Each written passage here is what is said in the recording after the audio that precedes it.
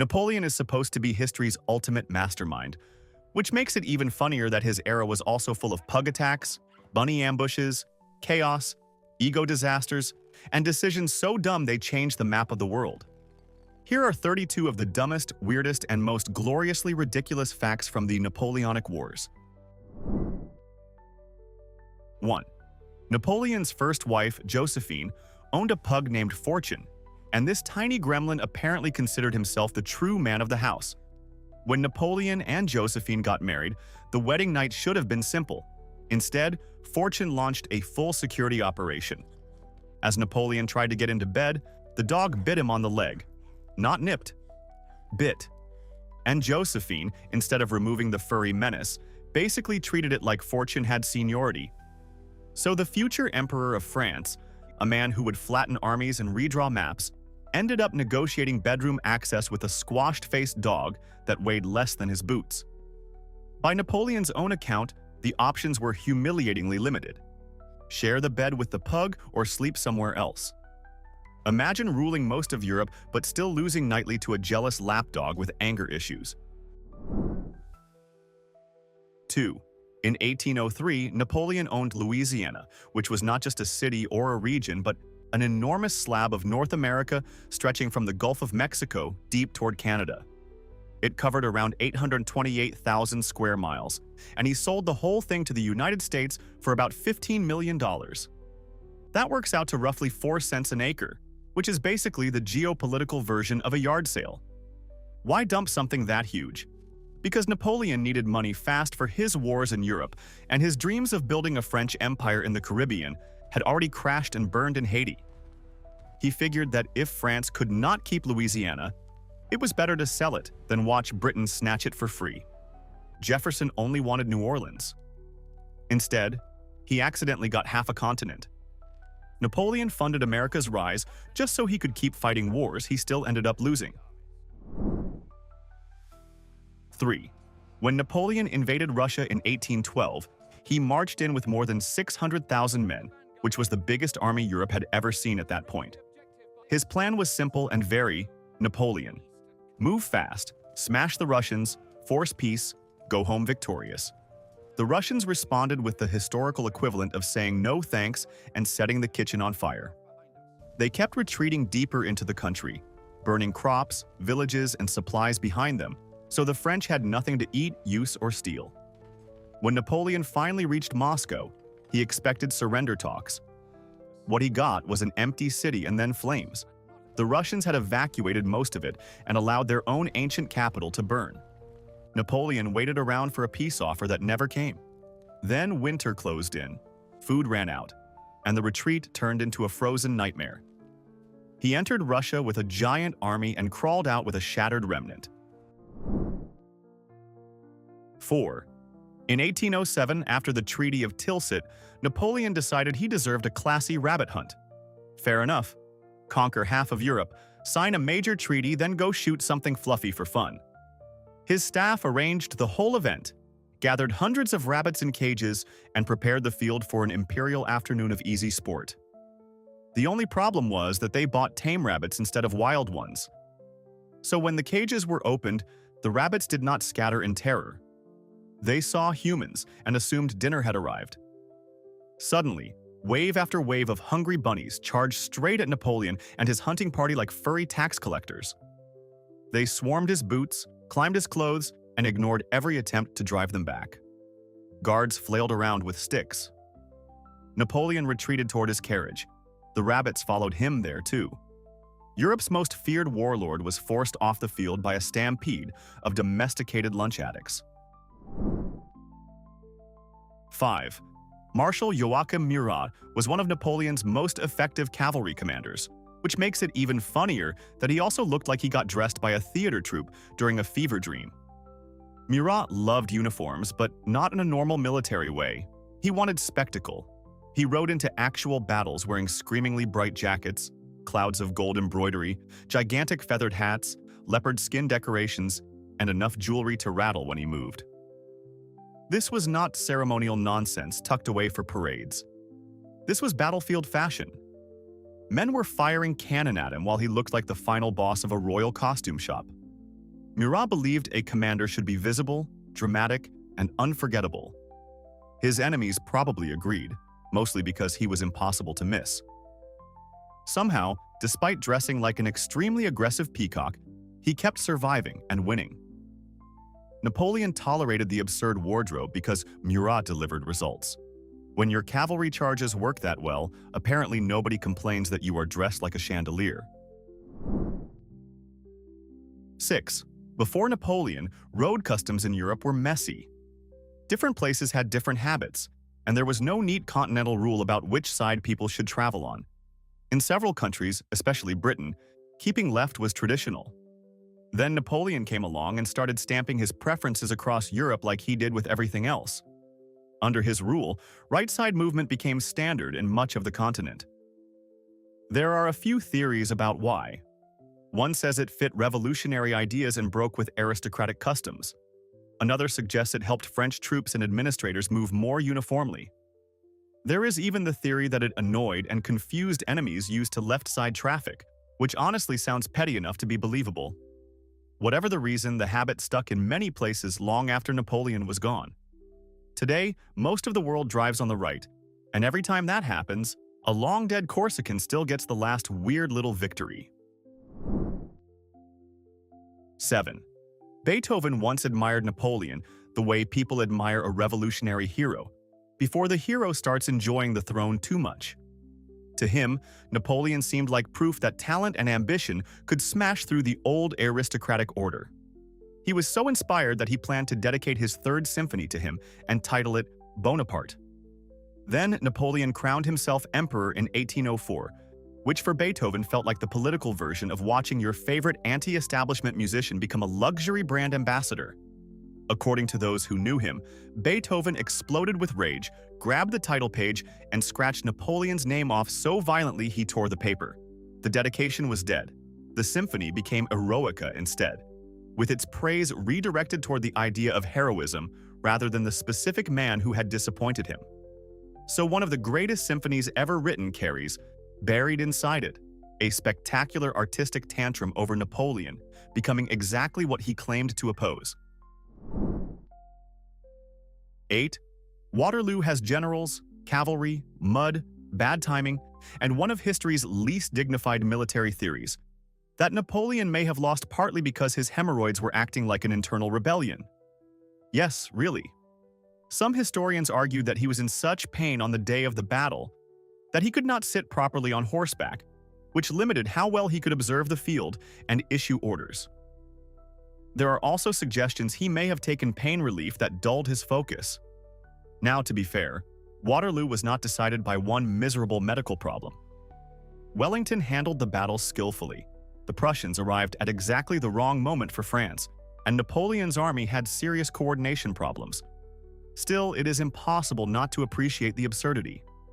One of the greatest commanders in military history may have had his final masterpiece derailed, at least in part, because sitting down had become a personal enemy.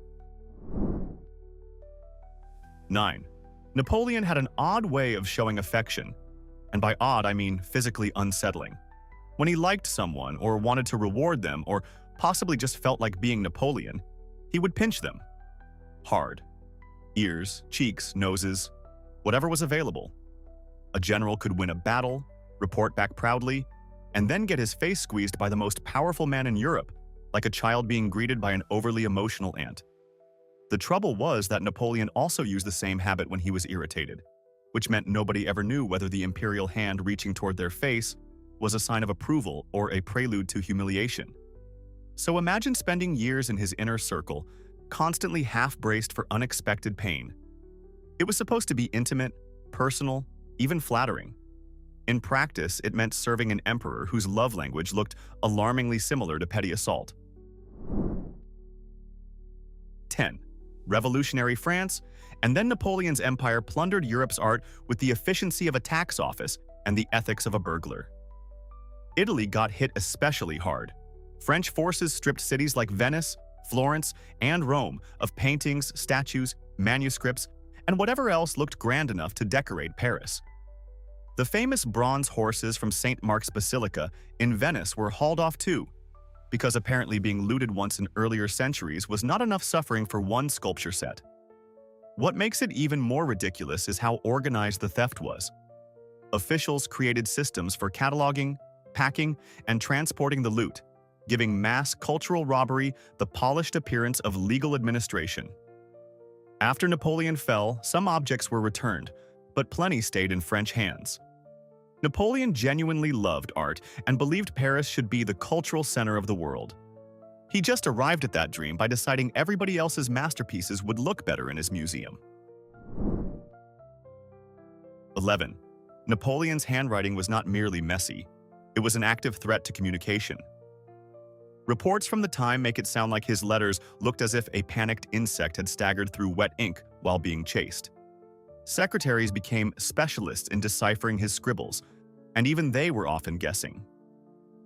Generals receiving urgent instructions sometimes had to compare copies and debate what the emperor might have meant, which is not exactly ideal when armies are moving and people are dying. Some readers apparently stared at his writing long enough to wonder if it was a crude battlefield sketch rather than words. The cause seems simple enough. His mind moved too fast, and his hand produced something between compressed shorthand and total visual collapse. The irony is beautiful. Here was a man obsessed with order, systems, laws, and precision. Yet his personal handwriting was so chaotic it could turn a military commands into a puzzle no one asked to solve. 12. When the British blockade choked French trade, one of the less glamorous victims was sugar. Caribbean sugar imports dried up, and Europe's sweet tooth suddenly had a strategic problem. Napoleon, being Napoleon, refused to accept that an empire should just live with less dessert. Scientists pointed to sugar beets as a possible substitute. They had sugar in them, just not in the elegant, profitable way cane did. Napoleon threw money, pressure, and state support behind the whole idea.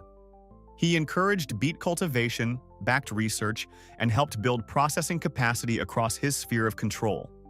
At first, the results were rough, but rough still beats none. More importantly, the industry survived him. Beet sugar production kept improving after his fall and eventually became a major part of global sugar supply. So, one of the stranger side effects of the Napoleonic Wars is this. A British blockade helped push Europe into turning humble beets into a serious answer to the empire-wide need for sweets. 13. One of the most popular stories about Napoleon's Egyptian campaign claims that French soldiers used the Great Sphinx as target practice and blasted off its nose with cannon fire. It is a wonderfully dramatic tale, which is exactly why people keep repeating it. The problem is that it is almost certainly nonsense.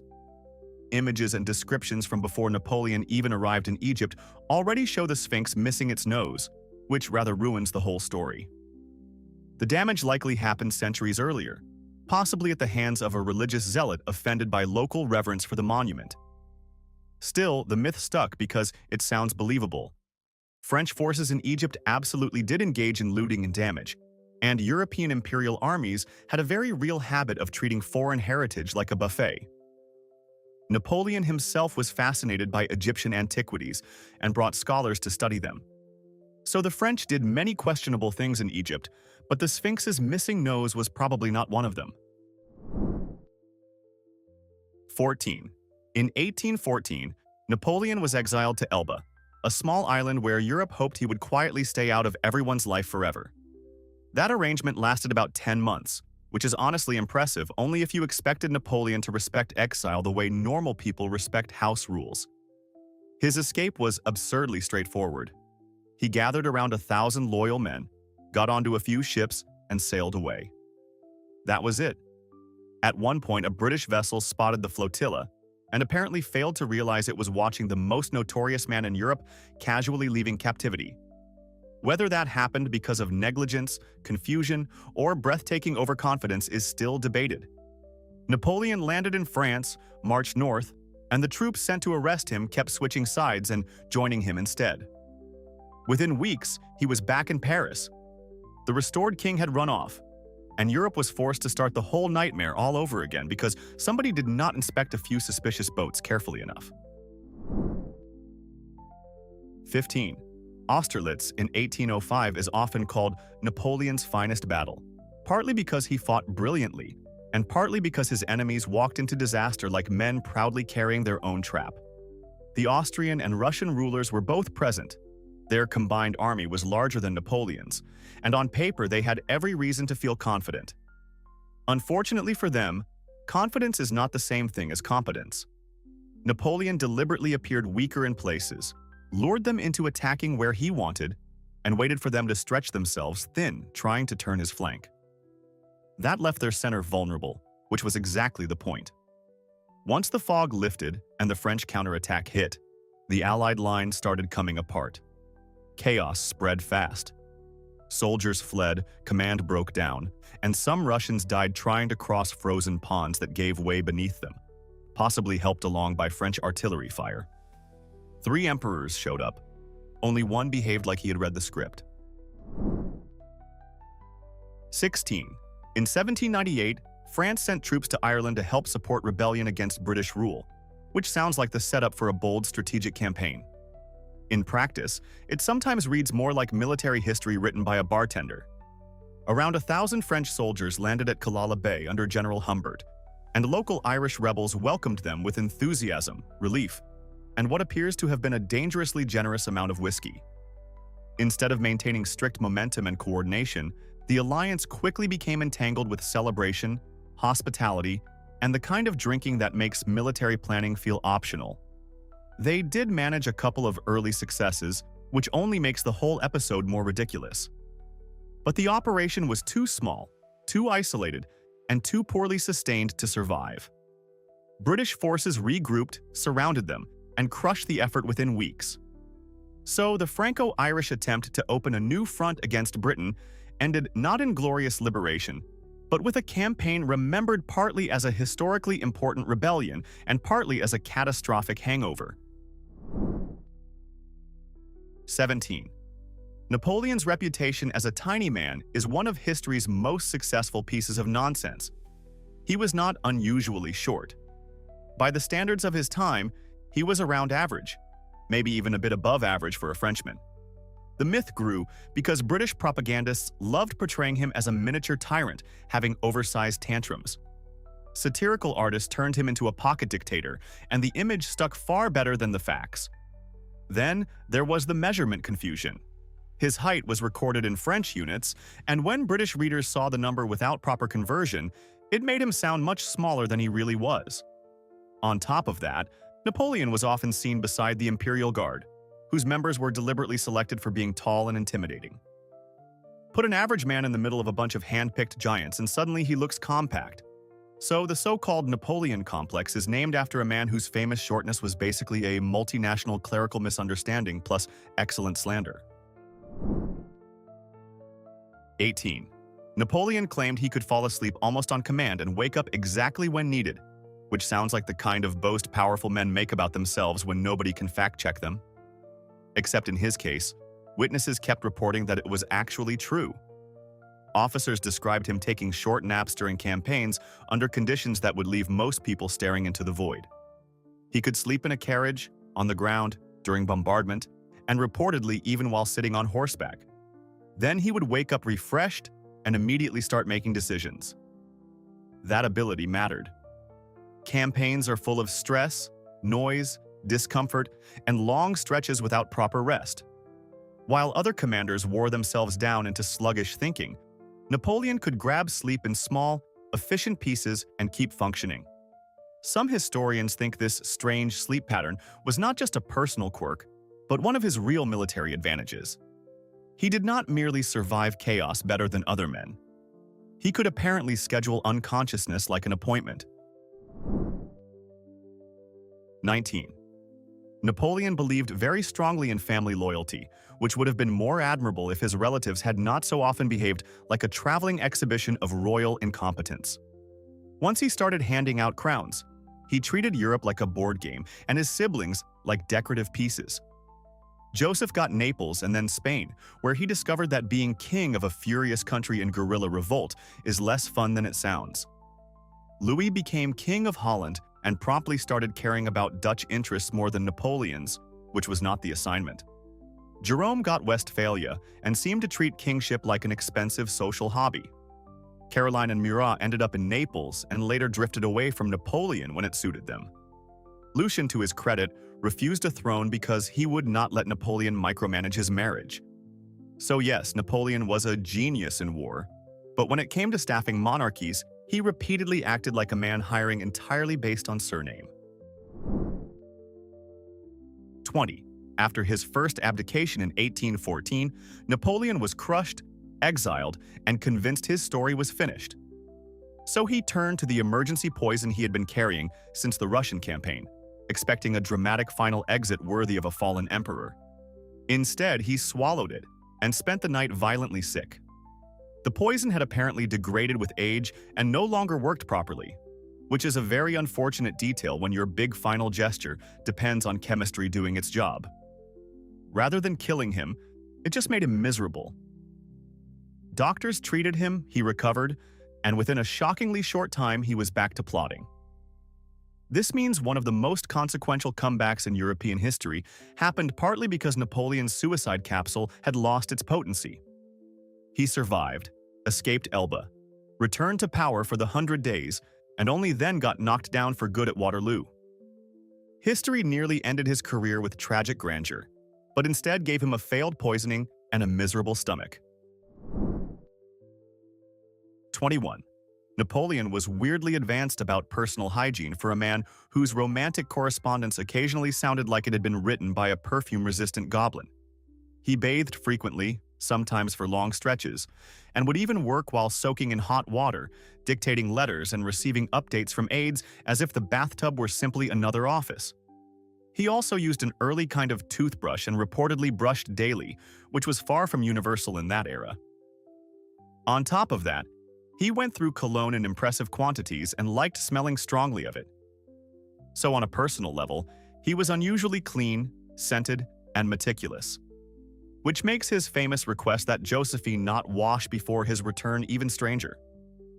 This is the same man who wanted himself spotless, fragrant, and polished, while apparently hoping his wife would greet him in a more naturally seasoned state. His hygiene standards were oddly modern. His taste in romantic aroma was something else entirely. 22. Feeding huge armies was a nightmare, and the French knew that starving soldiers are about as useful as wet gunpowder. That is why the government offered a prize for a better preservation method, and Nicholas Appert eventually cracked the problem by sealing food in containers and heating it so it would keep for long periods. It was a breakthrough. Preserved food could travel, campaigns could last longer, and supply no longer depended entirely on finding something edible nearby. There was just one gloriously stupid flaw. The can opener did not exist yet. So soldiers had access to preserved food in metal containers, but opening those containers required brute force, improvisation, and mild desperation. They smashed them with rifle butts, hacked at them with bayonets, beat them against rocks, and sometimes just shot them open because apparently dinner needed to begin with a small siege.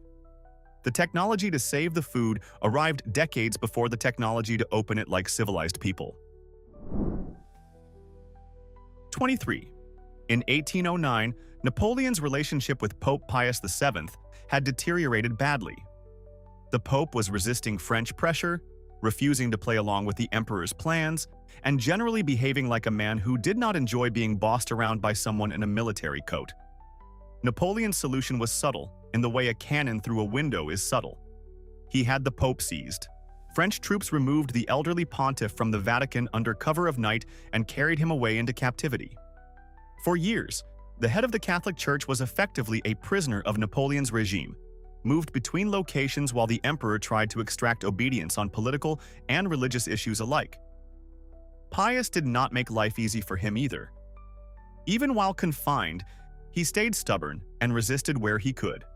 So this bizarre chapter gave Europe the spectacle of one man trying to dominate both empire and church by literally kidnapping the Pope and hoping force would do what persuasion could not. 24. Napoleon wrote Josephine some wildly intense love letters, and one of the most infamous lines in that whole collection has become legendary for making modern readers recoil. During one campaign, he reportedly asked her not to wash before he returned because he preferred her natural scent. Yes, that was apparently a sincere romantic request from the same man who reorganized laws, commanded huge armies, and bent half of Europe to his will. To be fair, bathing habits and ideas about scent were different in that period, so the request did not land exactly the same way it would today. Even so, it is still difficult not to pause and stare into the middle distance for a moment, especially because Josephine herself was known to enjoy perfume and cleanliness. So their marriage included the remarkable contrast of a husband who idealized musk and a wife who preferred flowers and polish. History loves pretending great men are majestic. Then it hands you this letter. 25. In 1799, Britain needed money to keep fighting Napoleon, so Prime Minister William Pitt introduced an income tax as an emergency wartime measure. The sales pitch was classic government language. This is temporary. Everyone suffer now, and normality will return later. People disliked it immediately, which is one of the few truly stable traditions in tax history. The war eventually ended, but the idea did not die. The tax was repealed, revived, reworked, and gradually became part of the permanent machinery of the modern state. So what started as a wartime solution aimed at financing resistance to Napoleon turned into a lasting feature of public finance. In other words, a huge number of people today still live under systems descended from what was originally sold as a temporary anti-Napoleon measure. He may not have conquered Britain, but he helped convince governments that directly taxing earnings was possible. That might be one of his most annoying long-term victories. 26. The Congreve rocket was Britain's flashy new military toy, an early rocket weapon meant to rain terror on enemy forces and give warfare a dramatic futuristic edge. In theory, it sounded devastating. In practice, it behaved like a firework designed by chaos itself. These rockets were wildly inaccurate. They could veer sideways, spin off course, explode too early, or simply go wherever bad judgment and bad luck happened to send them.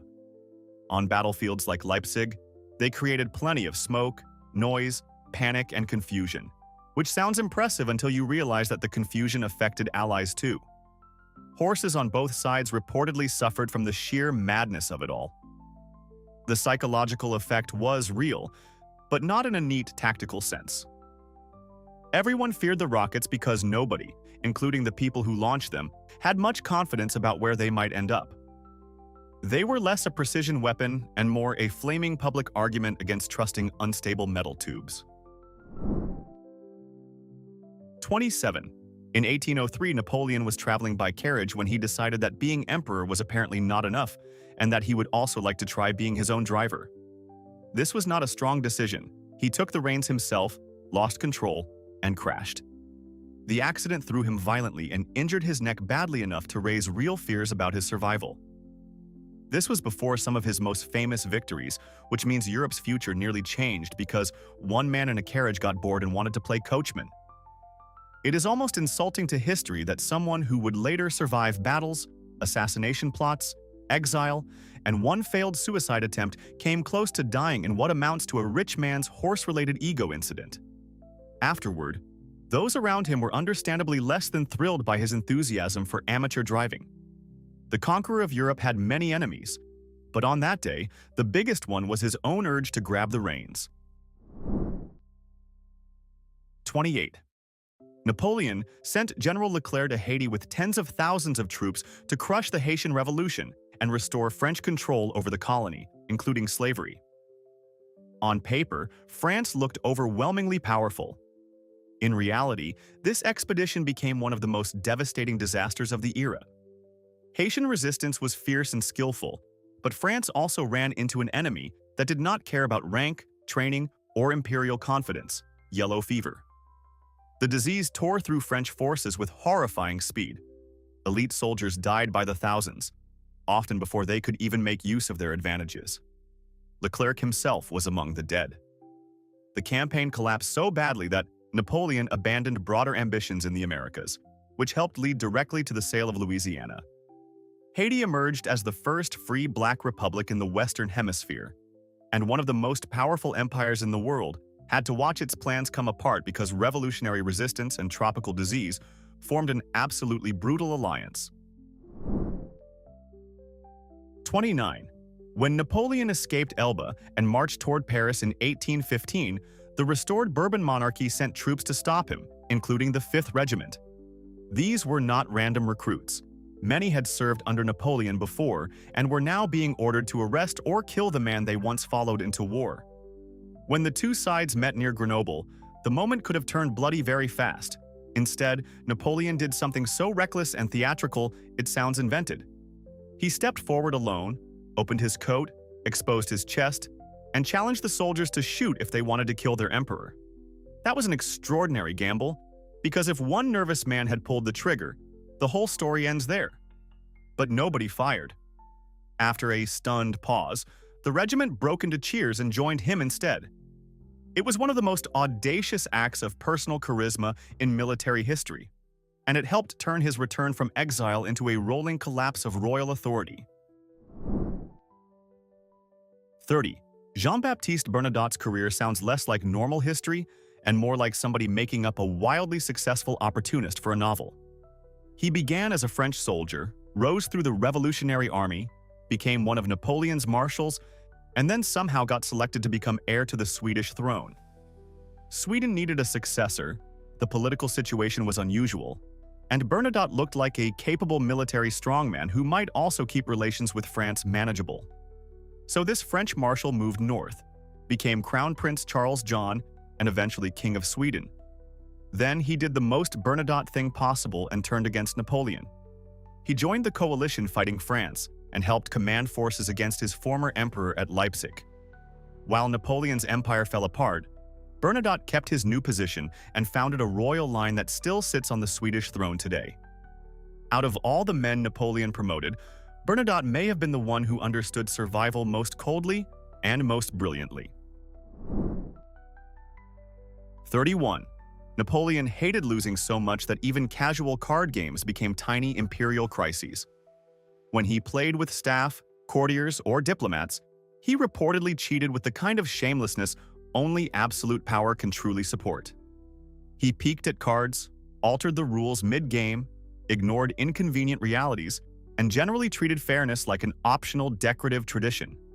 The funniest part is that everybody knew. Nobody was fooled. They were simply trapped in the social nightmare of having to pretend not to notice that the Emperor of France was acting like a desperate uncle at family game night. And of course, nobody was eager to object. Calling out a cheating emperor is not a smart career move if that emperor can ruin your life with a sentence. So people smiled, swallowed their dignity, and probably lost on purpose when necessary. Even away from battlefields, Napoleon needed victory, no matter how petty the setting and no matter how obvious the fraud. 32. Robert Fulton, the American inventor, demonstrated a workable submarine to Napoleon around 1800. The vessel was called Nautilus, and it actually functioned. Fulton showed that it could submerge, move underwater, and deliver explosive charges against ships. This was not fantasy. It was an early glimpse of undersea warfare more than a century ahead of its full military age. Napoleon looked at this and basically said, "No thanks." According to later accounts, he found submarine attacks dishonorable and too sneaky for proper warfare, which is a rich complaint coming from a man whose political methods were not exactly famous for restraint. Britain also declined the idea when Fulton offered it there, partly because submarine warfare threatened the kind of naval dominance Britain preferred to enjoy in peace. So both sides passed on a technology that might have transformed the maritime war. Fulton moved on and became famous for steamboats instead. History almost got Napoleonic submarines, then lost them to moral squeamishness and strategic self-interest.